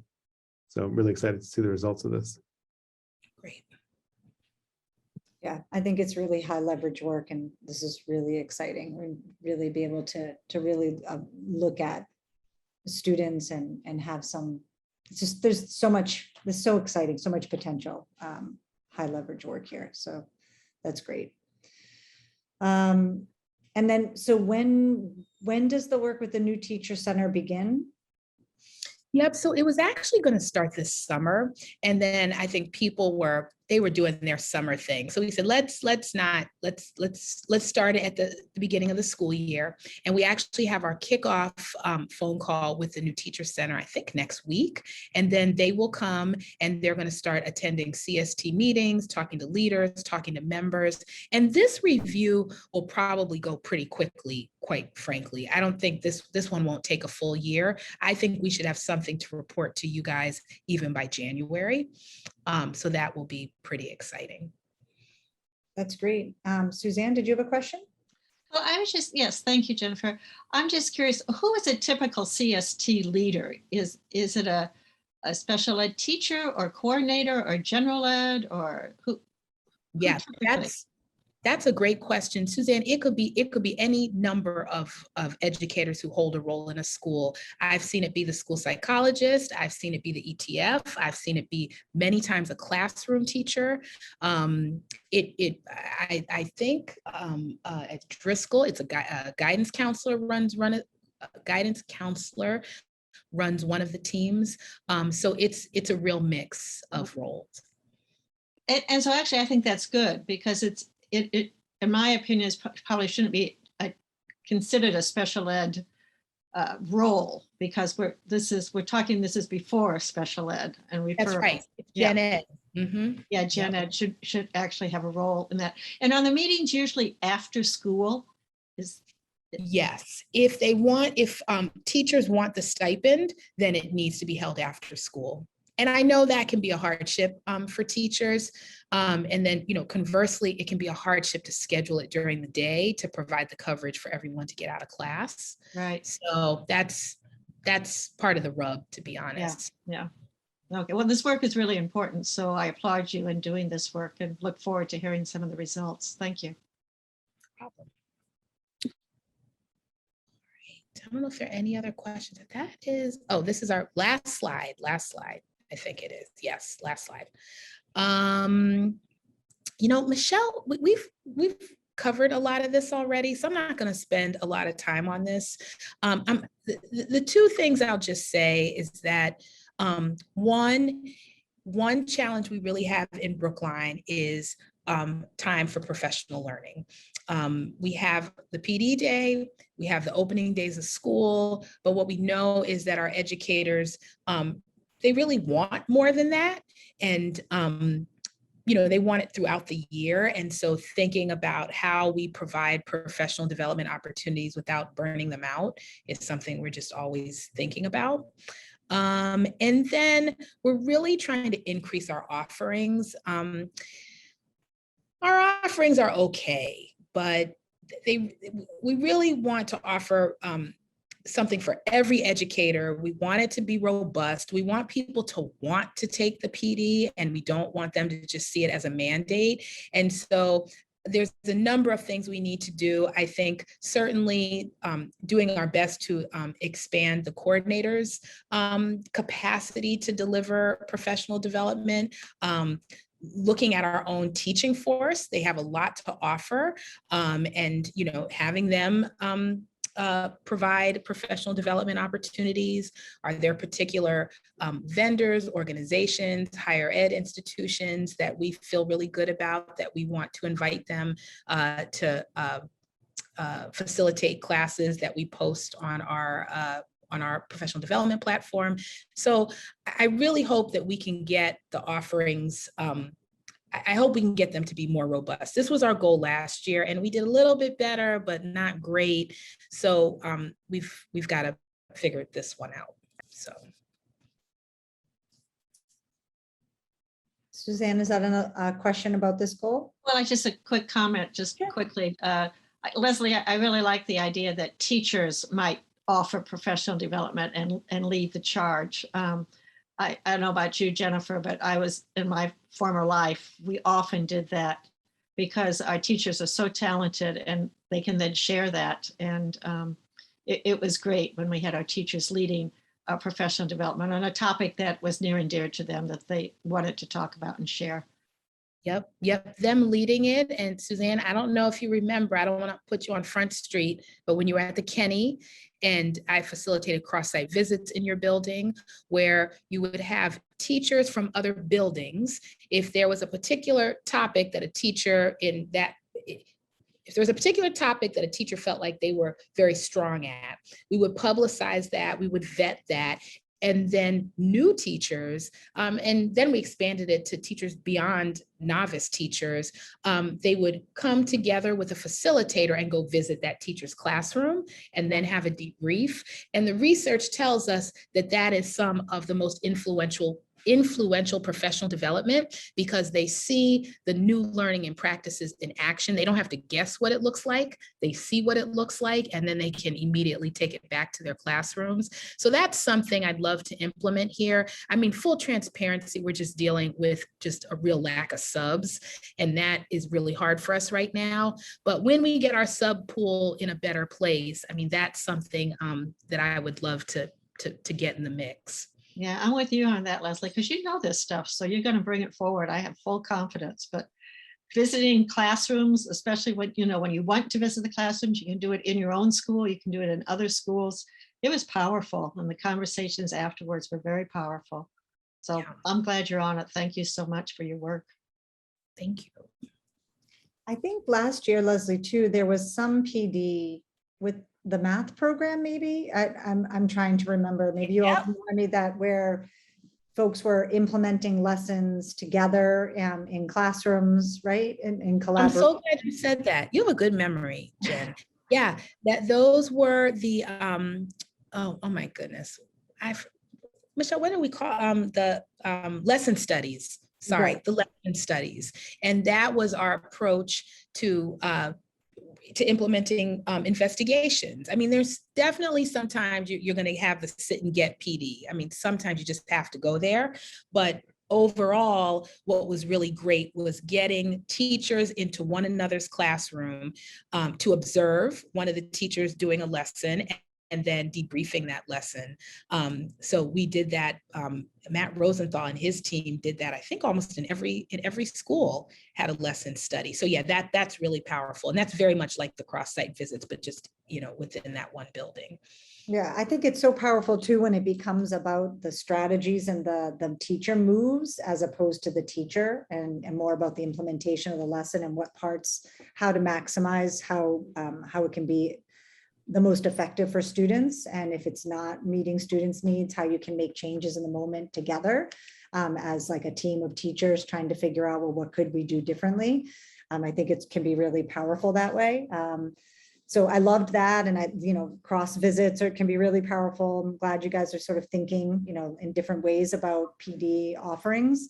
And I brought this up last year too, just when we were sort of looking at the end of year goals, thinking about PD and just maybe thinking creatively about how we can offer educators the opportunity to do PD with us and then offline even, or like after hours where they might be able to earn grad credit, that we can help sort of facilitate some of those as teachers continue to build up sort of their strategies and skills and their skill sets and improve their practice, how we can support that work. Because it can be very expensive to be adding those on. And I know there's sometimes ways where we might be able to offer lower cost grad credit opportunities, or even just opportunities where we're doing PD work that we offer that supports our goals, as a district, so to speak, that supports these goals and the work of the district and the direction it's heading in. That offers that sort of bonus, like, so here's a course that's something that we really want people to work on, or we're hoping people will engage in, and here's an opportunity to get grad credit. So just wanted to throw that back out there again as another idea. But this is exciting, and I'm excited to see what the calendar looks like at the end of the year. See what we were able to, with that growth mindset, we'll grow a little bit more than we did last year in a positive direction. And the department is a great group of professionals. You're all moving in the forward direction. Rowing together is helping so much. And so I'm really glad to hear these goals. Does anybody is that the last goal, Leslie? That's the last slide, so I'll stop sharing. I see Andy's hand up. Andy, did you have a question? Or Just comment? one. Yeah, thanks, Jennifer. Hi, Leslie. So you described the middle school program review, and you alluded very briefly to reviews of world language and literacy. Is there a place where there's like a list of all the curriculum and program reviews that are underway or being contemplated, and what the timelines would be for those? Sure. So there's not. Right now, the only official review we have going on, well, no, there are two, is the CST work and the middle school review. We actually, in our Title I submission, we added funding for a literacy review and a world language review. And so we need to see, well, let me back up. Literacy curriculum review, and then a world language program review. So those are two different things. And so once we see if our grant submission was approved, we can figure out how to move forward because, you know, again, we're going to need some partners to help us with that. We just don't have the capacity in the office, especially with the loss of the professional development position and the way some of the is about the way that we've restructured things. So we want to think about what funding that might need. So we're waiting to hear back on our Title I submission. So that was for Title I. What would be the sort of approximate timeline for these reviews if they were able to go forward? That's a great question. I mean, being realistic, oh my goodness, we do have another review actually happening, Andy. We have a social studies, high school social studies materials review that is happening right now, and that's funded through METCO. And so it's actually great that it's a double win that we have Malcolm in the position because he's a former social studies teacher. So I said, oh my gosh, I got to introduce Malcolm to the folks leading the review, and he had already connected with them. So I was like, that's great. To be honest, Andy, I don't think we'd be able to get to these until January, because if we need to do a bid or if we need to do anything like that and just securing the partner, it would take us some time. And once it's underway, how long would it typically take to report? Yeah, so it really depends. Like the middle school review is taking a long time because there's just a lot of facets to it. Mm-hmm. But then the CST review, that's going to be much faster. And so, I don't know the answer to that. I don't know. I think it depends on the partner, and I think it depends on what we deem as the scope of the work. Certainly program reviews take longer than material and curriculum reviews. So I think that world language review is going to take some time. We might be able to get through the literacy view a little more quickly because we're solely looking at curriculum in that case. Are you talking about world language pre-K or K through 12? Oh, I'm sorry, pre-K through 8. Pre-K through 8. Okay. Pre-K through 8. But we did do a review, I'd say about, we started the program how long ago? Help me, somebody. When we started in kindergarten, it was an override in 2012, I think. Yeah, it was Or 2008. 2008. So we're talking, I think 10 years in or so, or maybe 7 years in, when we had a whole group that went through the program. Through the program, but was there a program review done of the There actual? was a review done at that time, looked at the results for the kids going into high school. I can remember the woman, a tall woman, curriculum coordinator who presented it. Oh, Don Carney? Was it Don Carney? Yeah, thank you. And we found actually at that time that the kids, we had to revamp our high school Spanish curriculum because the kids were too advanced for it and they needed more.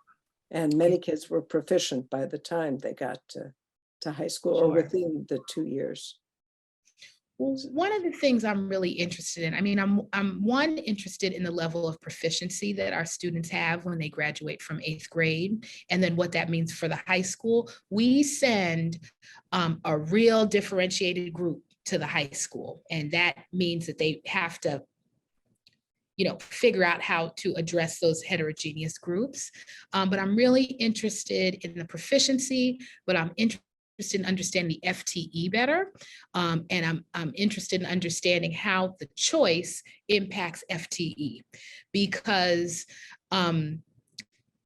if every year children are able to select what their language is, well, by virtue of that, the FTE fluctuates. And then you have these like 0.2 0.2 of French and this 0.1 of, and then it's hard to secure a really, that makes it hard.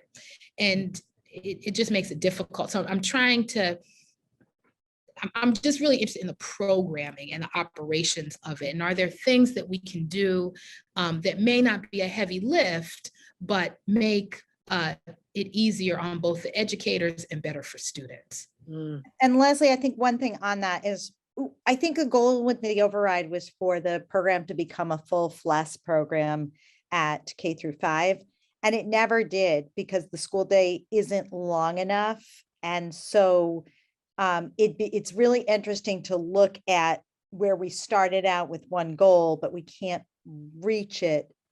How much our program is supporting students, like what's the difference between students that start their second language in 6th grade when they make the choice when they go to the high school versus somebody that started in kindergarten and goes all the way through 8th grade with the same language.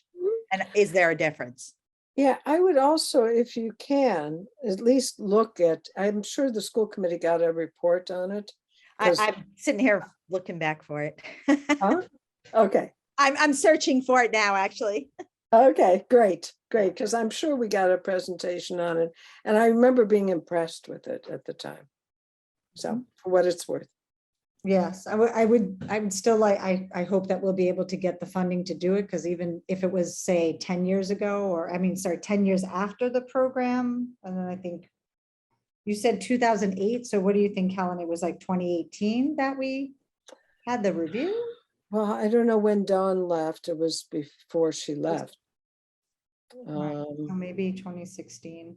I think about 2016, about Maybe then. 2016. I don't know. It feels like it's been a long time. It would be helpful to like have an updated understanding of sort of the impact of the program if it's. It may have changed. It may have changed since then. Yeah. You know, it would be great. This is what I was sort of referencing before, sort of like a cycle of like reviews, so that we're constantly like evaluating where we're at, where we want to be, what's the next level, what's working. We used to have that. That's what I'm, yeah, I'd love to see us get back on track. Getting back to that. Right.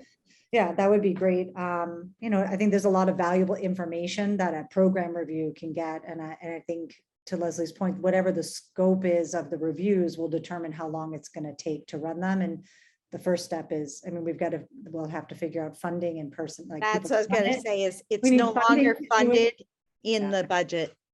Right. We don't actually have the funds to run any more reviews right now. So we'll need funding and people to do that. And then people to liaison with the people who are running it. And So- there's just so many you can Wait, do what at did you mean by one that, time Jen? and do well. What did you mean by we don't have any more funds to run more reviews? I think that, well, I don't, maybe I'm wrong, but I don't think there's any more money in the budget to run more reviews. It So used to be a we- budget line. It used to be a budget line, and after COVID, I think that was one of the things when the cuts were being made, that we planned for the math to continue to fund the math because the math had 2 more years left of materials, but there wasn't a plan for funding the next one to go on. But also there's just so many reviews the system can manage at one time. Like We right. really And need to be careful about that. Because I think if you felt there was an important review we needed to do today, we would find the money. You know, but I think you're doing the important reviews right now that you need to do and do well. With a plan for all of it, but spaced out and with time to really do them well. Yeah, I hope that the grant, you applied for a grant, Michelle, you were saying? Is that right? Is it a grant? we wrote it into our title grants. And so Okay.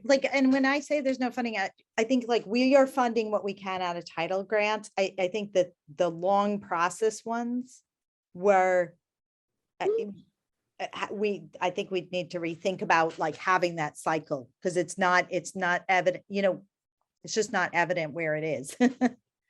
So I guess that's what I'm saying, Stephen, is not my understanding that we clearly have identified it. Doesn't mean we can't, or it can't be, but right now it's not like there's money sitting there that can be used for this purpose.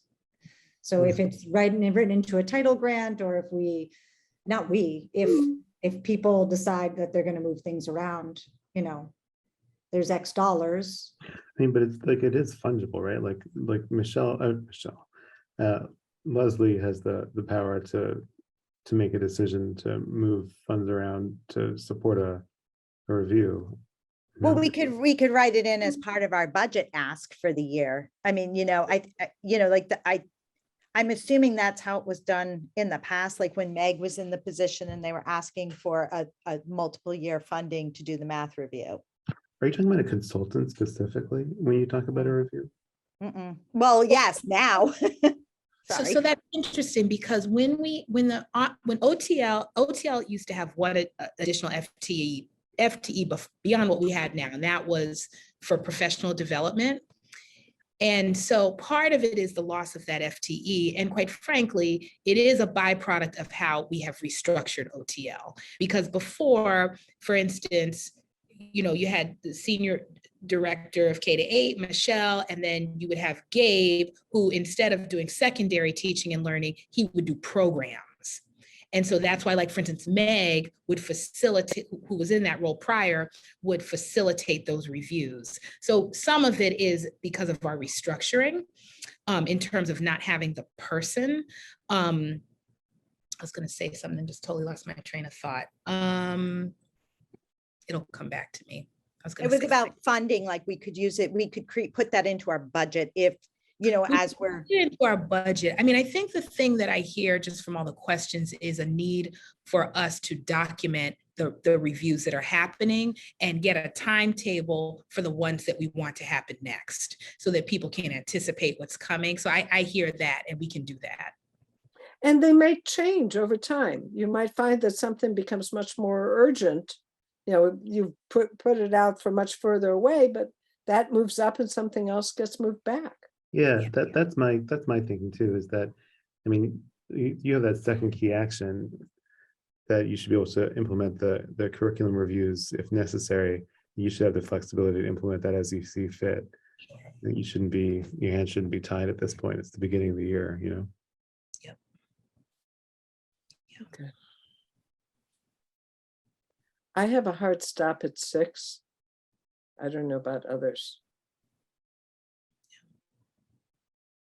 You're muted, Uh-oh. Jennifer. Is it, Leslie, was there anything else that you wanted to cover for this section of the goals? No, I think we got some good feedback and some good action steps. And if there's anything anyone thinks of post, meeting, let us know. But it's good to walk through and just to, to get the real-time feedback. So thank you. No, this is great. There's a huge body of work, and I know that these 6 goals don't cover all of the work that everyone is working on in the department. And these are great focus points. So I really appreciate it. I know there's a lot of other stuff that goes on.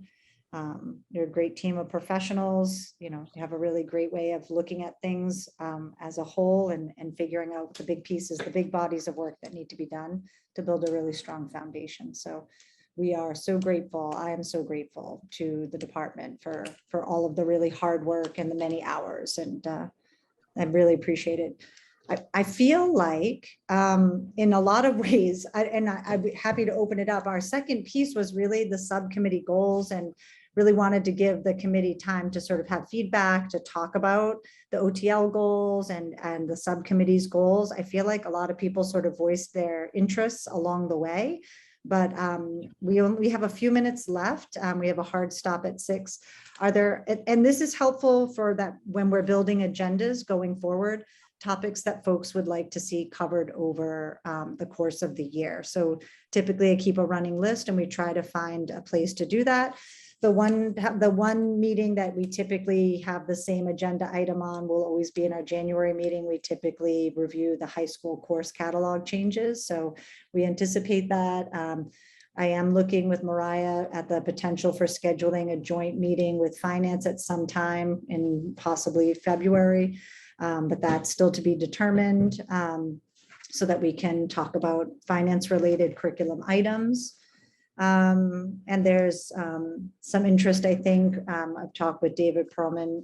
I think there's some interest in reviewing the curriculum section of the policy manual. So It's another body of work that perhaps curriculum will have some input on if we get to those particular items this year. But are there other things that folks would like to keep on the running list of agenda topics or goals for the year, things that we haven't already covered this evening or this afternoon?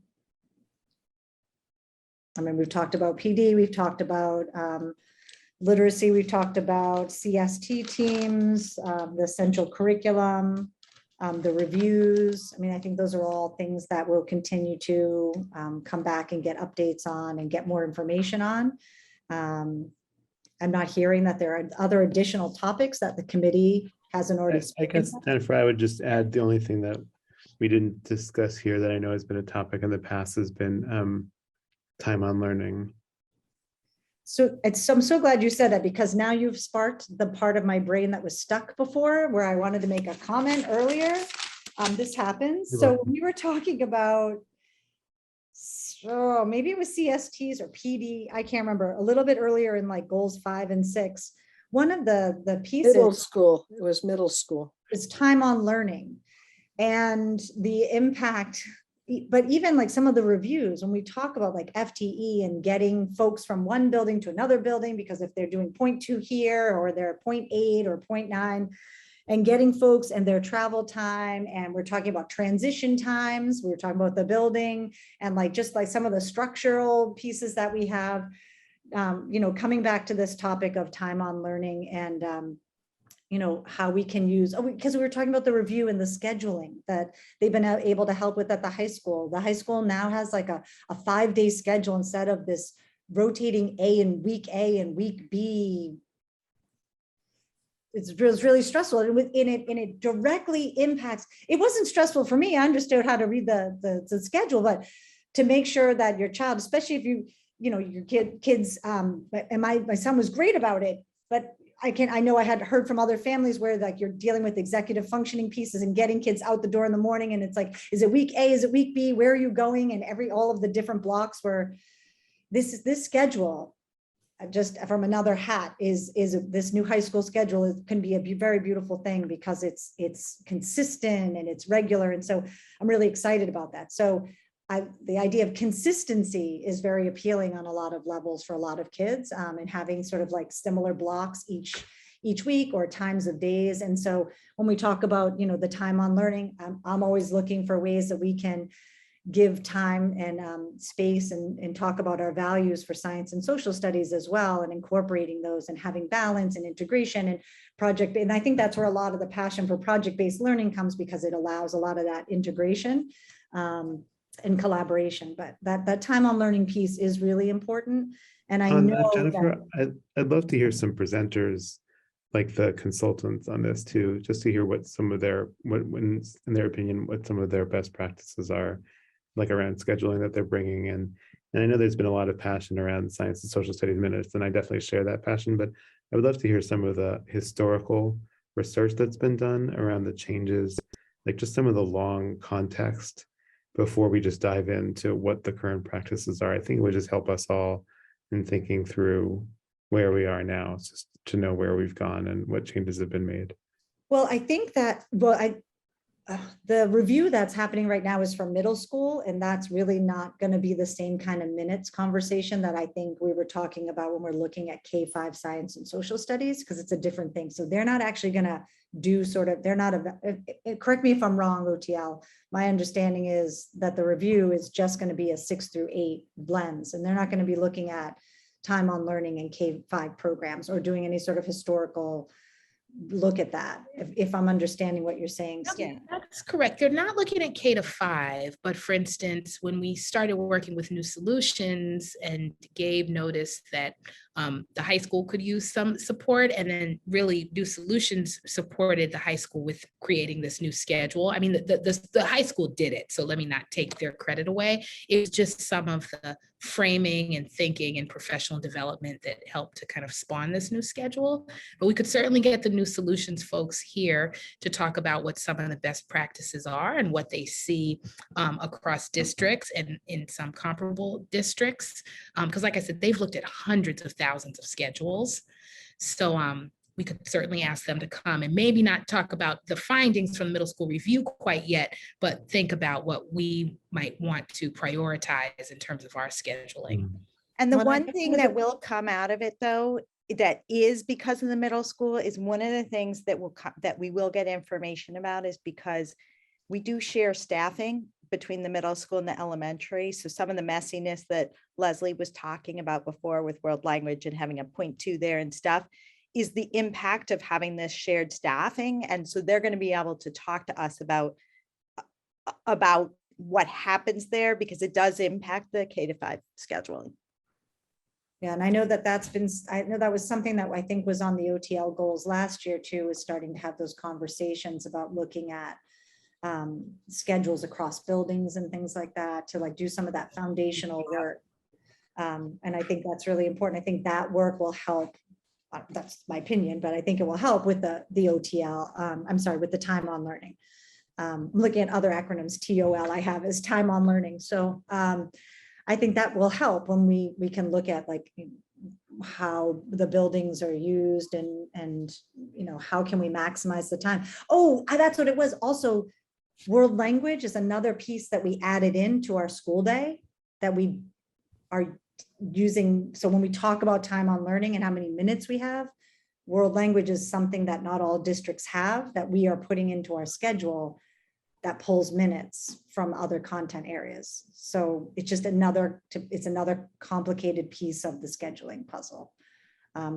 So I don't know, Stephen, it might be good to like, maybe we've had this a couple years ago. I think we had a meeting where we just talked about scheduling and like the complexities so that people could understand. So maybe when that work moves forward a little bit, Leslie, we can talk more about sort of like things that you all have learned from the conversations and the meetings. Sorry, Suzanne, and then I see it's 6:02 and I've talked too much.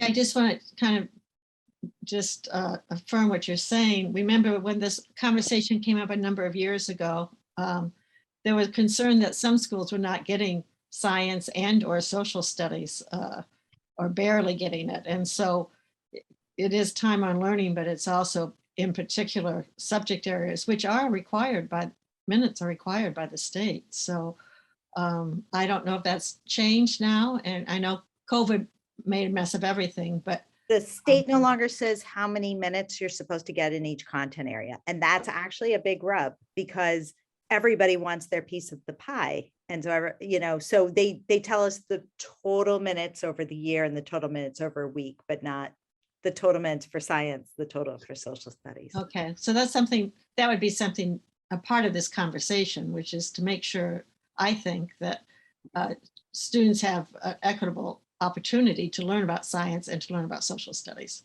across all our schools. And I'm talking K-5 right now. So I just wanted to throw that in. Thanks. Okay, did anybody else have anything else they wanted to, so I wrote down time on learning, minutes. Anything else that anyone wanted to add? Items for the year, things to address. I mean, we have plenty on the list. We are in no shortage of items. Our next meeting will be in October. And does anyone have new business? I mean, we could combine that with this, but we do have new business on the agenda. Does anybody have any new business? Okay, I think we're ready. So we did actually end up being able to do it pretty much in 2 hours. We used to meet for an hour and a half and now we moved to 2 hours. I am really reticent to move us. I feel like if we move to 2.5, we'll just fill the space with more things. So I feel like we got it done in like an hour and 3/4 and then we chatted. yeah, well, see, this is the problem. I love to talk about this. So we'll try to really stay on task, but I lots of really great stuff, good work, important conversations that we'll continue to have this year and good work being done. And we'll just keep moving forward, rowing in the forward direction. So thank you to Leslie and Michelle for joining us. I hope everyone enjoys their evening. Thank you, Betsy. Oh, no, I guess Betsy's not here. Thank you, Michelle, for recording and being our in charge of person. Have a great day. Have a good evening. Have a good one. Thank you. Bye. Bye, Bob Miller.